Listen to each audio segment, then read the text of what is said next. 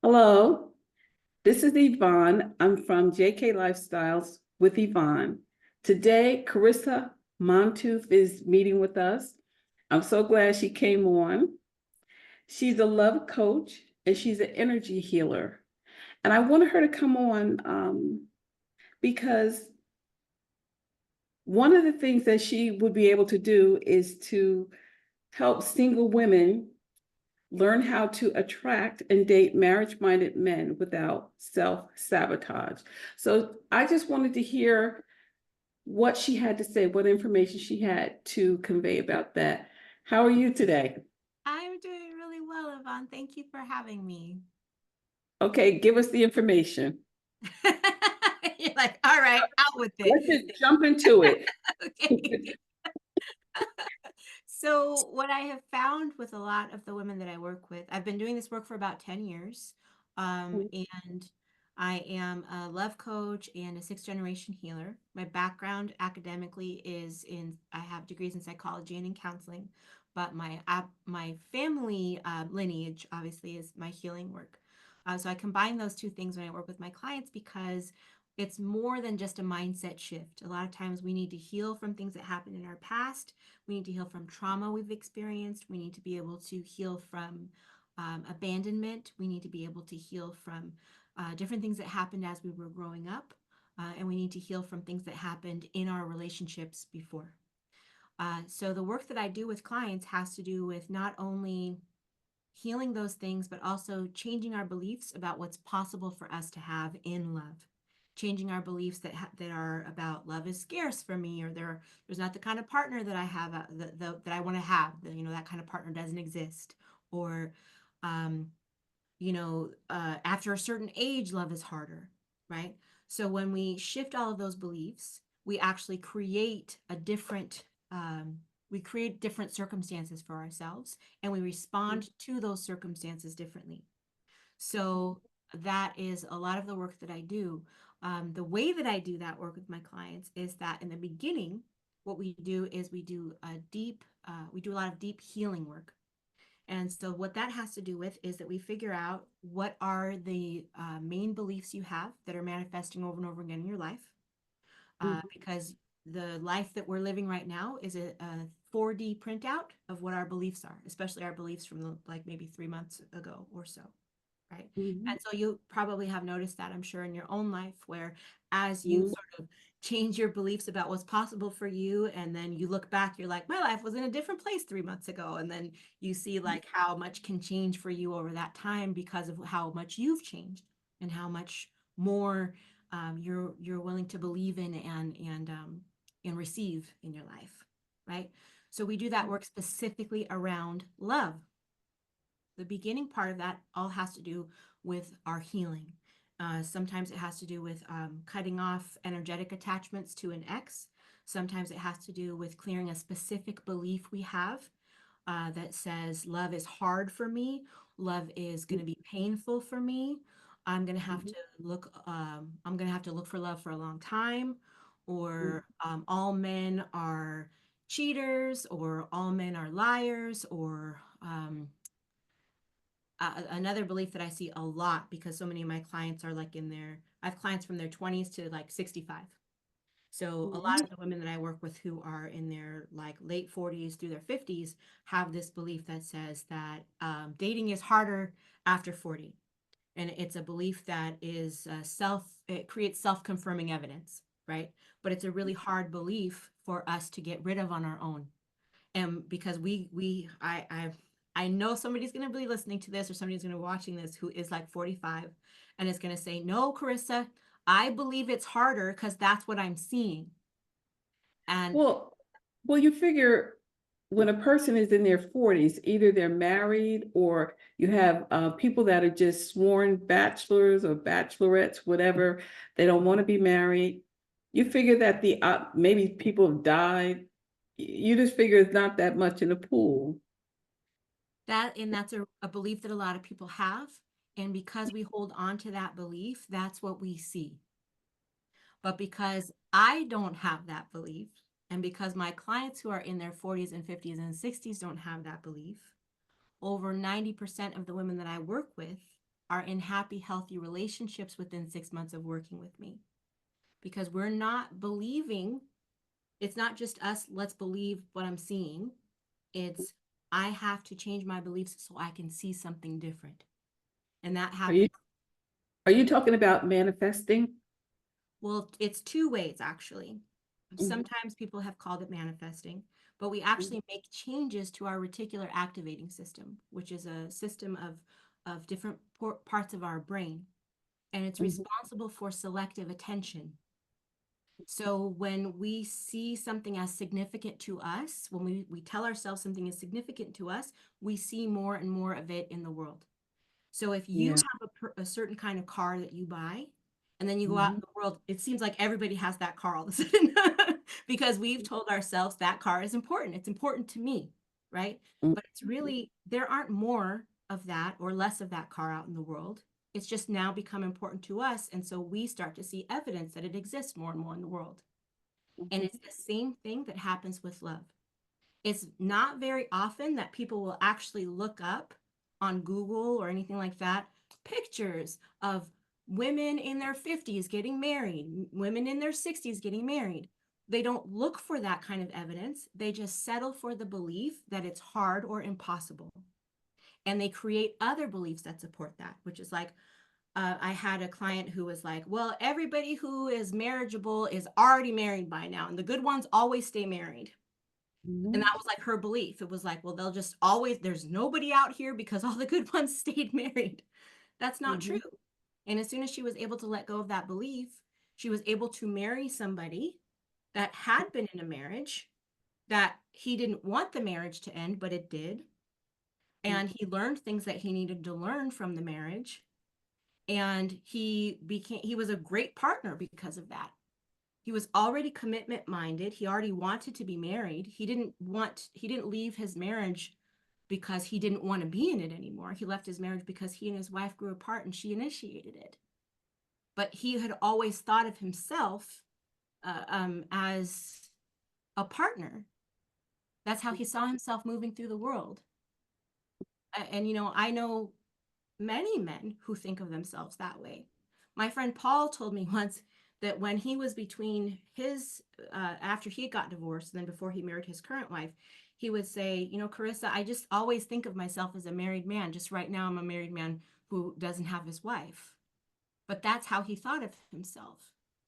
So, and a lot of women don't see those men and they don't believe that they're out there. They believe that that's impossible. When Paul got divorced, he was like in his mid to late 40s. When he got remarried, it was like 3 years later, 2 or 3 years later. It wasn't that long, you know. mhm. And part of it was because he always saw himself that way. He was like, I am a husband. That's who I am. Like, I want to be in partnership with someone, you know. So a lot of it has to do with our beliefs and what we are willing to believe is possible for us. And sometimes we need help shifting that because um, we are very wedded to the idea that our beliefs are determined by what we're seeing instead of understanding that we are creating what we're seeing because of our beliefs.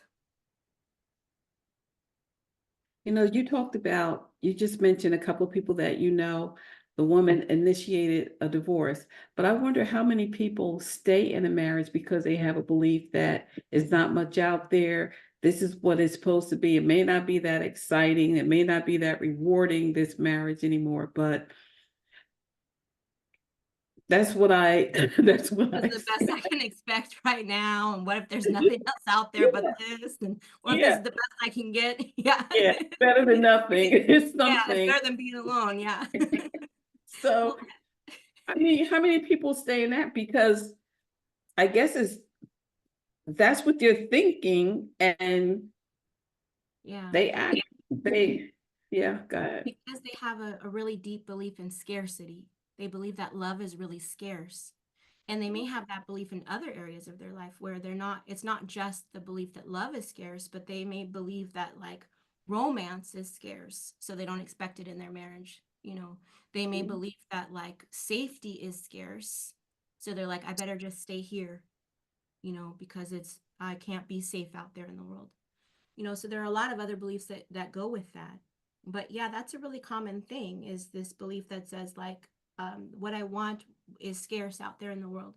And because I have, I guess, kind of like the luxury of having done this work for 10 years, right? Like 90% of my clients are in happy relationships that are committed and healthy within about 6 months of our work together. So I've seen this hundreds and hundreds of times, this play out, right? The people that are coming in with these beliefs, and that we're shifting the beliefs, and then they're in a good relationship. So I don't have any beliefs about scarcity as far as love is concerned. My mom, it just got married. My mom just got remarried. So I don't have beliefs that have to do with like love is over for you at a certain age, or the kind of person that you want to have is not out there for you. I don't have those kinds of beliefs anymore. So it's helpful for my clients because I can hold that space for them. It's okay that they believe what they believe for now, and we can take time to shift those beliefs, because I've already seen the proof that the good that they want is out there for them. So I can help like hold that space for them even when they have a hard time believing. Okay, this is something that just came to my mind. What about the person that as soon as they break up with one person, they're with another one. They never want to be alone, or never, they always have to have someone. Mhm. It's like they don't want any downtime, any time to just reflect. I love that you said downtime because it's true, right? It's like they didn't even take a minute. You didn't even take a minute.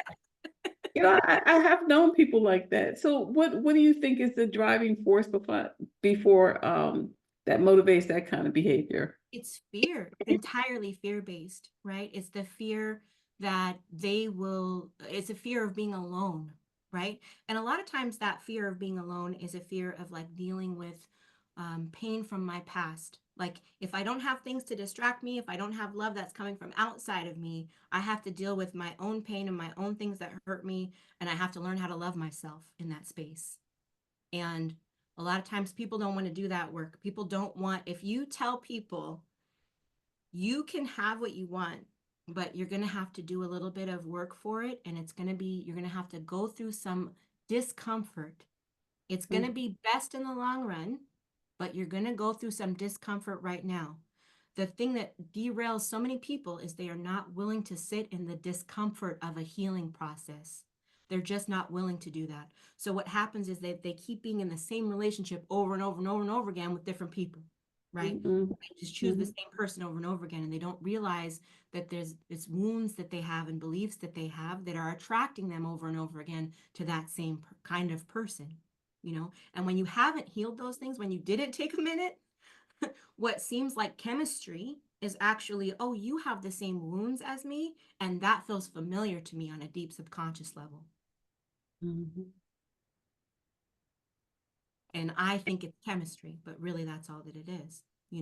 So that happens a lot with people that won't take that downtime. It's like so many things that people do because they want to feel better now. They want to feel better right now. They want to avoid dealing with what happened before. They don't want to sit in that. They don't want to sit in those feelings because they're afraid that if they let themselves feel those feelings, they'll never feel good again. They're like, it will suck me under. If I let myself feel the pain of whatever happened when I was growing up or whatever happened in that other relationship, it will suck me under and I'll never feel happy again. I'll never be able to come back, is what they feel like. So they just avoid it. I totally agree with you. I totally agree with you. Because I think we all have things that happened in the past, like when we were children, Mhm. and maybe it's not as buried as you think it is because it resurfaces, and maybe you're not really aware of it, but behaviors and oh, it's Yeah. just Because it's deep those wounds are deep in our spirit. They're deep in our subconscious. And our subconscious controls 80 to 90% of our behavior and 80 to 90% of what we bring into our lives. So when mm, we are doing that from our wounds, that's when we see those same patterns over and over and over again. And that's when it feels like it's impossible to change. And that's when we start believing that, like, I just believe this because it's what's happening. We don't recognize that we're creating self-confirming evidence for ourselves. We're choosing people who feel familiar based on our wounds. We're acting out those same patterns because we're hoping that this time somehow it's going to be different. This time I am going to get the guy who normally cheats to not cheat on me, and that's going to prove to me that I'm valuable and worthy. This time I'm going to get the guy who doesn't commit to actually commit to me. And that's going to finally prove to me that I'm valuable and worthy.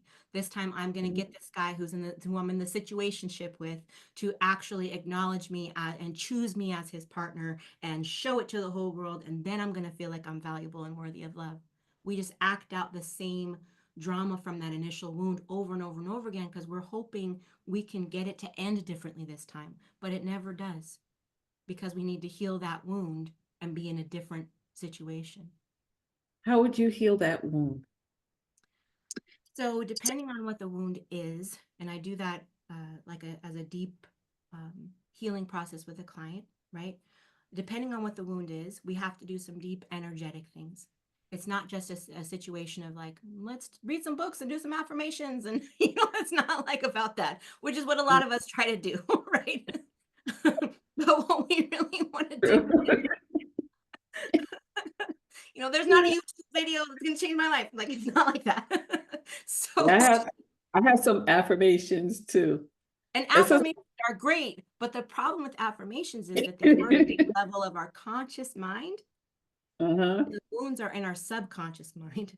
And for something to get down into our subconscious mind, we either have to repeat it hundreds of times a day for about a Mhm. month, and most of us get bored by then, or forget we were trying to do that affirmation consistently because life gets busy. Or the other way that we can do that is if something really intensely emotional happens at the time that we're having this thought or this affirmation, that will bring it straight into our subconscious mind. But if those two situations don't happen, an affirmation really stays at that surface. And we're only creating 10 to 20% of our life from our conscious mind, right? Everything else is coming from our subconscious mind, which is where our wounds live, which is the realm of energy work, the realm of energy healing, which is why I do both those types of work with my clients, because it's not just about let's attract that new love into your life. It's let's become this version of myself who can sustain that love long term and isn't trying to constantly self-sabotage because this is scary to do this new thing. It's scary to trust. It's scary to hope. It's scary to believe that this might last because Mhm. what if it doesn't? And then I'm back in my disappointment again, right? The misery is comfortable and familiar at a certain point. So we'll seek it back out. But what I do with my clients is we go deep into the energetics behind what's going on. So we figure out is there a person that initially, what are the beliefs first of all? What are the beliefs that keep making the situation you're choosing seem like it's right for you? What do you believe about yourself or about men or about love that is making you choose this situation over and over? So maybe the belief is um, men are not trustworthy, right? Mhm. So then we go, okay, where did that belief come from? We find that belief. What was the first time that you felt that belief in your life? And we go back to that. And we go into that situation in detail what happened there. And then depending on the client and depending on maybe what she's familiar with in terms of healing tools and different things like that, or how comfortable she is doing things that, when I do energy work with clients, sometimes I connect with them in energy to help them to clear something. And for some people, they're like, cool, let's do that. And for other people, they're like, I don't know if that's going to work. And I'm like, okay, we can do this in a few different ways. There are energetic tools that I can guide a client through using for themselves. So there are things like tapping is one of those tools. We can use hypnotic suggestion and hypnotic techniques. Sometimes it can help clear something that's on a deep subconscious level. And I will do specialized audios and things like that sometimes for clients that help them listen to healing statements that help them release the other statements in their sleep so we're not triggering resistance. They're not like Mhm. everything we're saying isn't pushing back against it and they're just going, no, that's not true. No, that's not true. Um, Mhm. so we do a lot of that deep energetic work to get to the root of those beliefs. Mhm. Sometimes it's really actually necessary for us to cut an energetic cord between this person and a person who harmed them. And that has to do Mhm. with releasing this person's connection to me, releasing them from having access to my spirit on any kind of a deep level. That's not forgiveness. I never pressure people into forgiveness, because forgiveness can be one of the most traumatizing things for people that are raised in a like a religion or spirituality, because they're told that if you can't forgive that person, you're not a very spiritual person. If you can't forgive them that hurt you and still spend time with them and act like what they did never happened, then you Mm-hmm. are not a spiritual person. You are not a good person. And then that environment means that that person who was hurt gets re-traumatized, re-traumatized, re-traumatized, re-traumatized.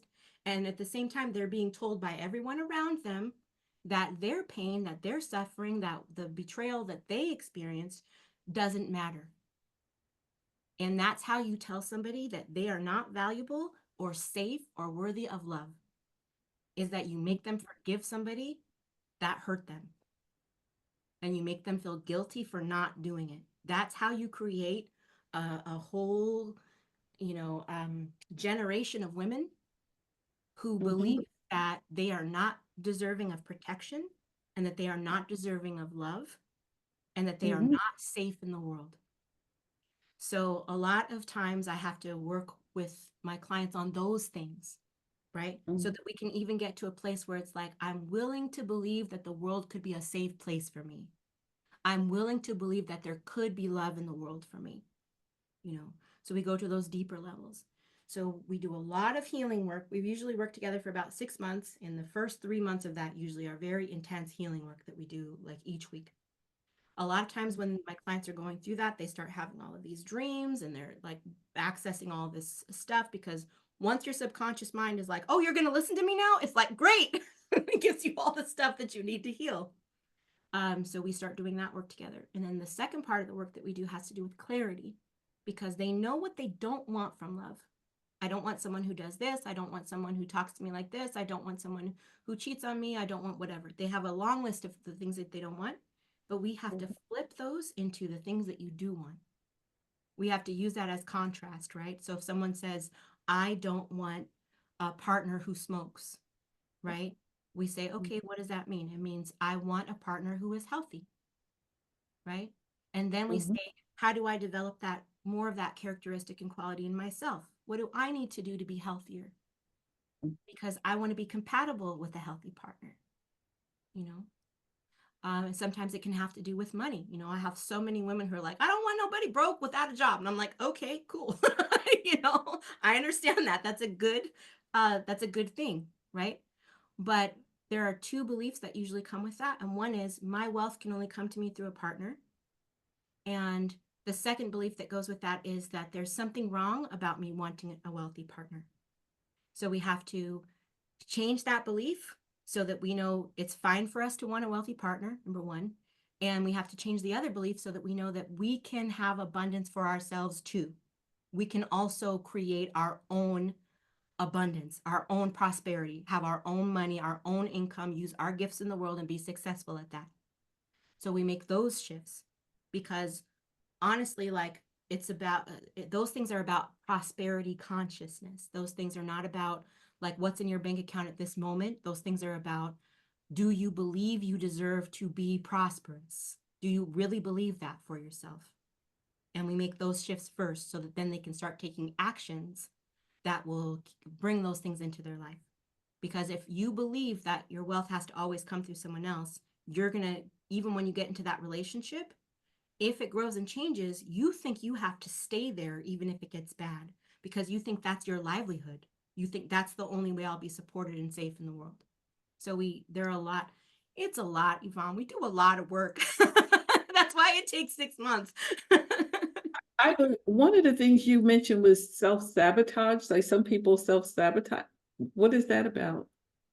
So human beings really underestimate how how how much we love familiarity, how much we love to know what's coming next, or feel like we know what's coming next, what to expect.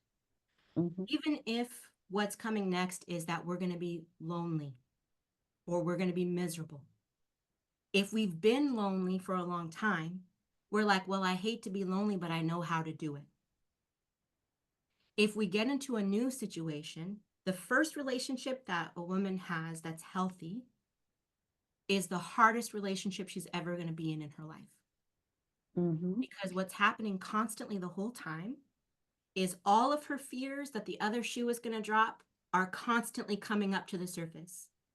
Every time he does something that is healthy and good and pure and positive and loving and affectionate, she's either going to have a hard time trusting it, or she's going to think someday he's going to stop doing that. When he knows me well enough, or when he gets used to this relationship, or when we're not in the honeymoon phase anymore, it's all going to change.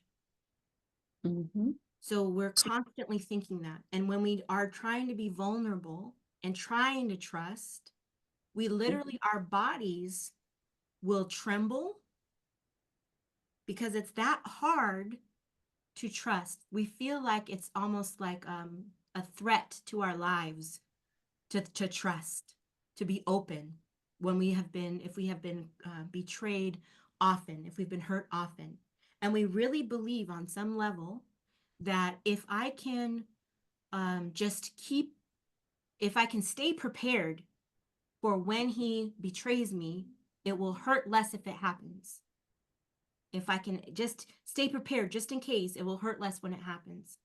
But it won't, number one. I was going to say, I don't think it It does. never will. It's not like somebody betrays you and you go, it's a good thing I never gave up on that belief that they were going to betray me because it's so much easier for me now. That's not what happens. And what usually happens is that we sabotage the relationship on the way because we're so terrified that they're going to betray us that we treat them like they're not trustworthy, even if they are. And that is damaging to the relationship. Mm-hmm.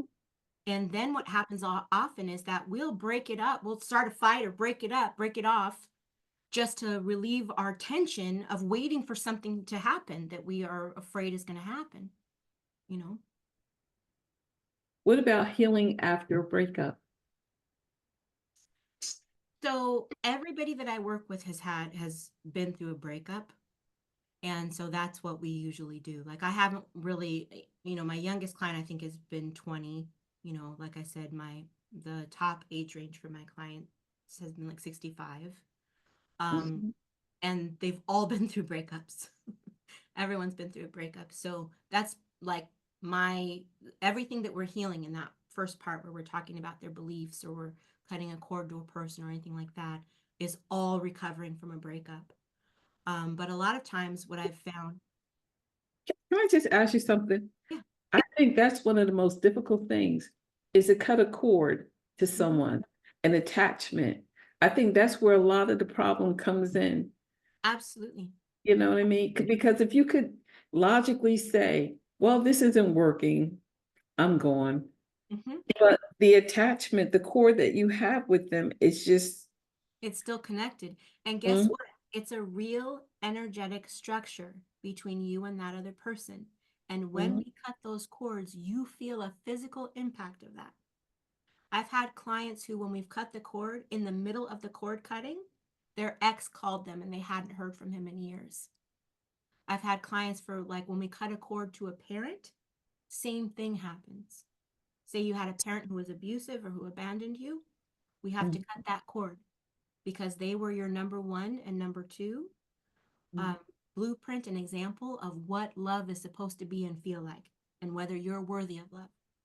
mm, So we go back sometimes to your parents, right? And we need to sometimes cut those cords. And when we cut a cord, it's not severing a bond. It's like cutting an energetic sewer line between you and that other person. And when it's cut, you can usually see them with much more clarity. There's less of an emotional charge. mm, Sometimes the way that they respond to you will change, but more often than not, they will do the same thing that they've always done, and it just won't impact you anymore. You won't feel anything. You just won't, mm. you won't be moved at all. You can watch it like objectively and be like, oh, I guess they're doing their thing, Like, you'll just be like, okay, well, God bless, and then you move on with your life and you do what you need to do, you know. But yeah, that's it. Cord cutting is a huge thing. The other thing that happens really often is there are these 5 really powerful wounds that can be in our energy after a breakup. And it doesn't matter if it was like the breakup was 5 days ago, or if the breakup was 5 years ago. If we don't actually address these wounds, then we will continue to repeat those patterns. And the first one is anger. And sometimes our anger is absolutely justified. It's righteous anger because someone has betrayed us or someone has done us wrong in some way. And so that righteous anger is there to protect us and to say, move, Mm-hmm. move. You need to move, right? Move out of the situation, get yourself out of the way. But then after we're out of the way, sometimes it can linger. And now it's burning, but it's just burning us. And we're saying things to ourselves like we want, we're wishing all kinds of bad stuff on them, like they don't ever get a chance to be happy. They should not be able to be happy until they answer for what they did to me, until they suffer. Like when you're wishing that your ex would suffer, that's because there's an anger wound that's there. The second one that I see really often is confusion. And that's where women are saying over and over again, if I only understood why he did what he did, if only I understood, if only I would get an answer to why that happened, that's a confusion wound.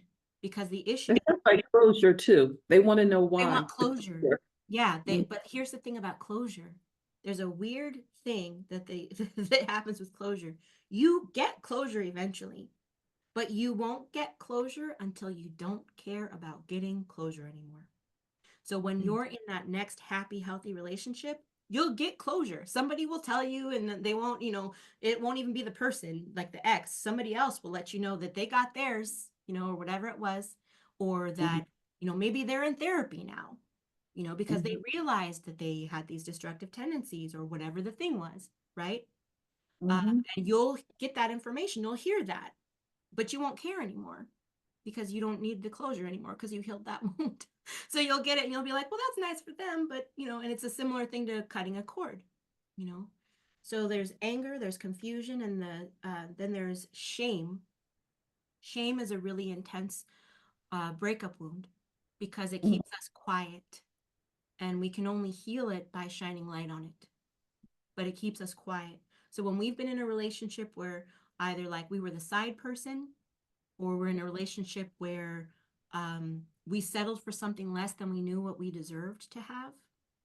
So I'll see Mhm. that a lot of times, like in a situationship, somebody who's been in a situationship for a long time, you know, they will often have a shame wound after that, you know, and they won't want to talk to anybody about it. They won't want to, they don't want to talk about it because they feel that shame. But when you talk to other people who have gone through the same thing and who are safe for you to talk to, that's how you start to heal it. You feel the relief of it. You feel it coming up because you're like, they're a good person and I'm a good person. So maybe I made some choices that I would not have made in retrospect, right? But I'm allowed to heal. I'm still worthy.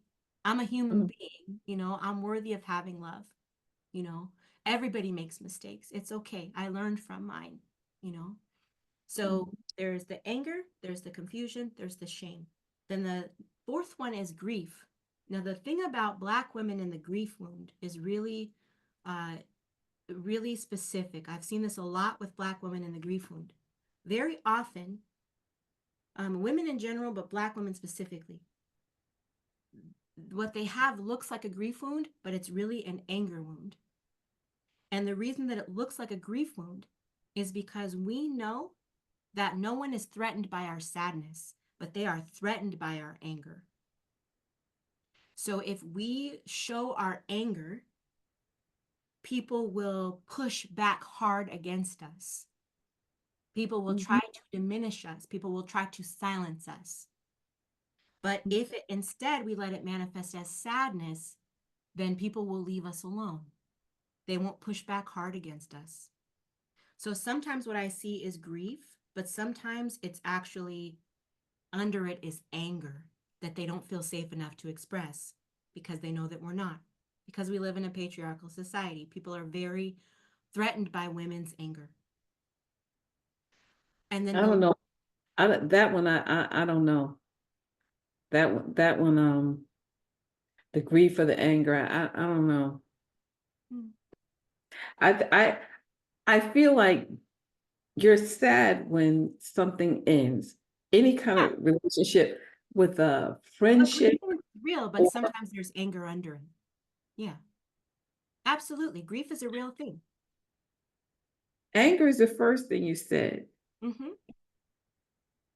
But why would it still be there instead of grief? Well, sometimes people have both. They have a grief wound and an anger wound, but they're not really showing the anger wound. They don't feel comfortable expressing the anger. And You know, sometimes some will show we are comfortable expressing our sadness because we're not going to be attacked for our sadness. that's true. We're not going to That be attacked for our sadness. People will look at us being sad and not bat an eye, not really care one way or another. But if we are angry, then now we're a threat. Now we're hostile. Now we're aggressive. Now we're a problem that has to be put down and that is threatening to people. you know, That's why um, there are stereotypes about angry Black women, because it's you a know, way of keeping us in our place. you know what? I know in corporate America, I know what you said, I really practice that. You can't show anger. You have to be very non-threatening. Hmm. And I know as a woman of color, I know as a Black woman that I cannot because Because it that will, angry Black woman label will come out of nowhere and get slapped on your chest, and now everybody can ignore your absolutely um, relevant concerns, and no one has to address them because they can dismiss you because now you're just an angry Black woman. And that happens in love, and that happens in all kinds of situations. And we Mhm. can't pretend that it doesn't. We have to bring things into the light to heal them. Mhm. We Yeah. wish it was another way, but it's not. So Yeah. we have to deal with what is. So the fifth wound is Mhm. fear. And that's the Fear. one fear. Yeah. And fear always, it always sits next to us. It puts its arm around us, around our shoulders, and it goes, stay here with me. It's safe right here. We'll just sit right here together. Don't go out there. Don't date. Don't go online. You don't have to do any of that stuff. We'll just stay right here because this is where it's safe. You know, so it acts like it's trying to protect you, and it's really just keeping you stuck. And those are the big five wounds that I see all the time. Yeah, you were mentioning something earlier about even though a person could be alone and lonely, they know what they feel more comfortable and I guess safer rather than trying something new, opening yourself up, becoming vulnerable for Hmm. love or a new experience or whatever. Yeah. Okay, if someone is over 40, what is the difference between a person who's over 40 and a person who's under 40? Will they go about things in a different way? Will they think differently? Will they, because they may not have that much experience, will they be more, I guess, easier to influence, to take advantage of?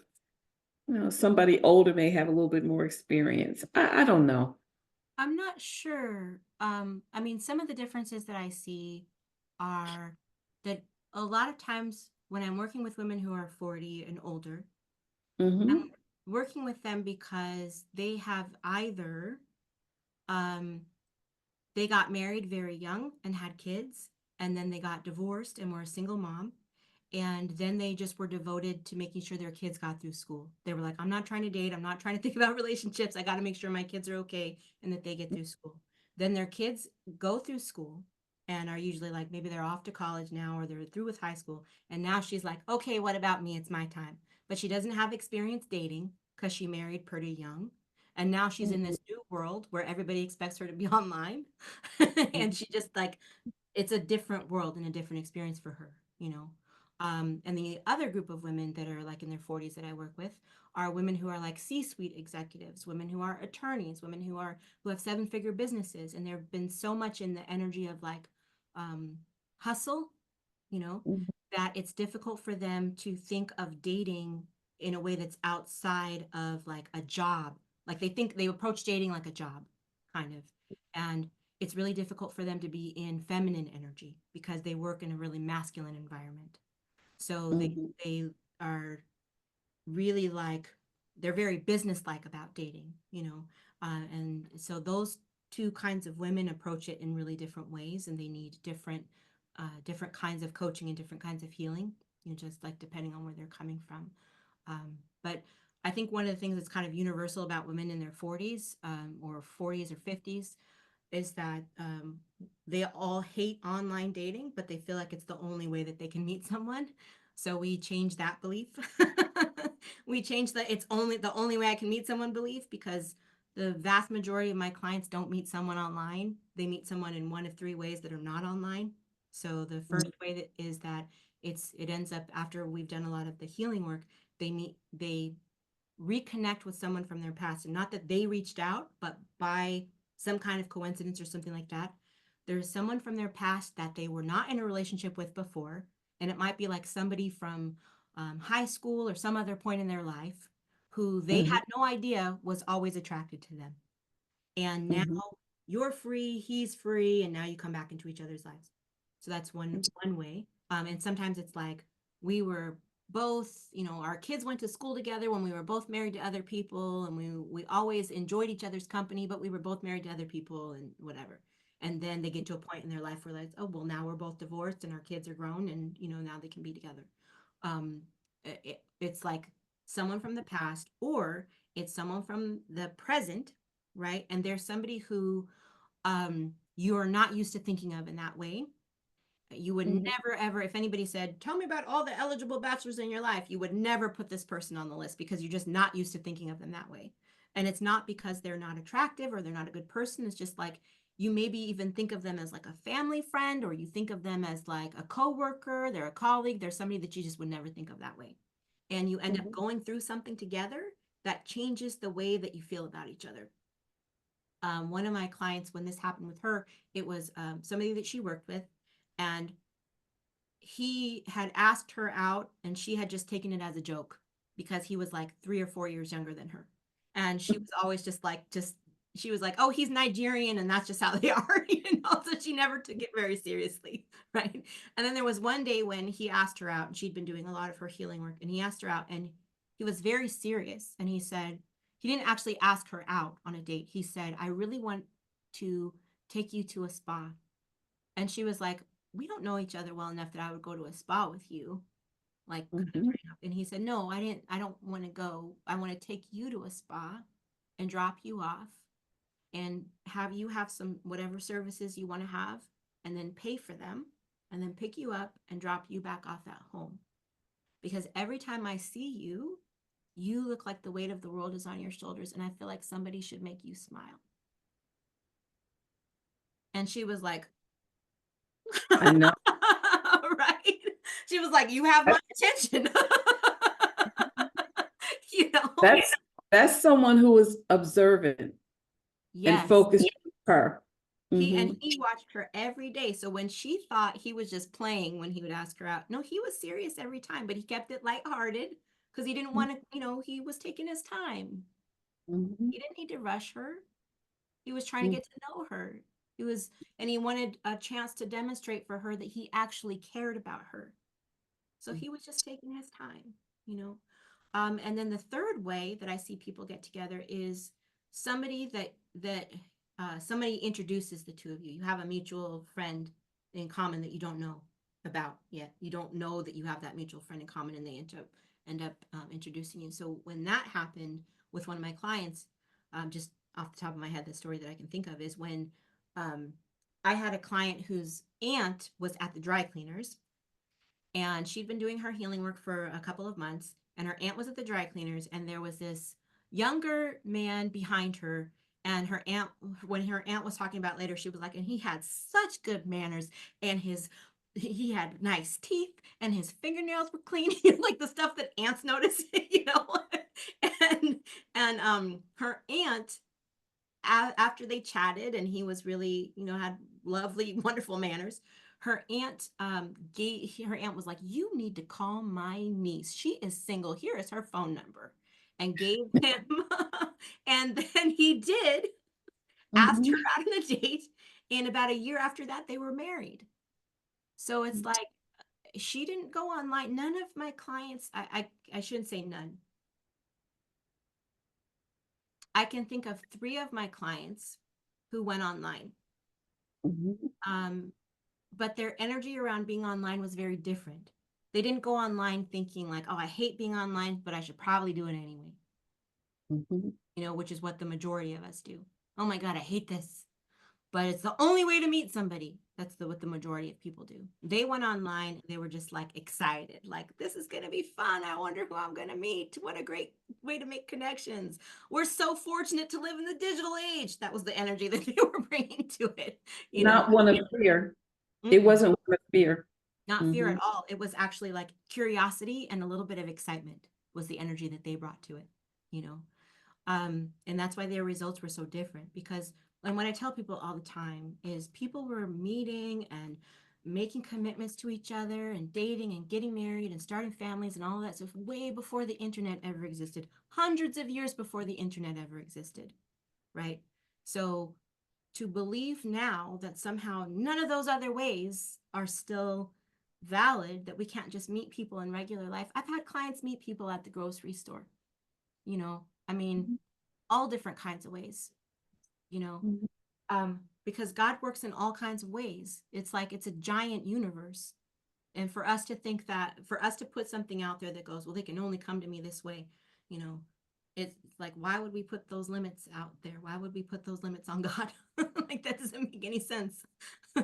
But we do have those beliefs, sometimes. So yeah. Okay, well, thank you for joining me today. This was Carisa Montooth. I'm just so happy you came. Me too. Thank you for having me. Thank you for giving your time. Of course, it's my pleasure. This is Yvonne from JK Lifestyles with Yvonne. See you next time.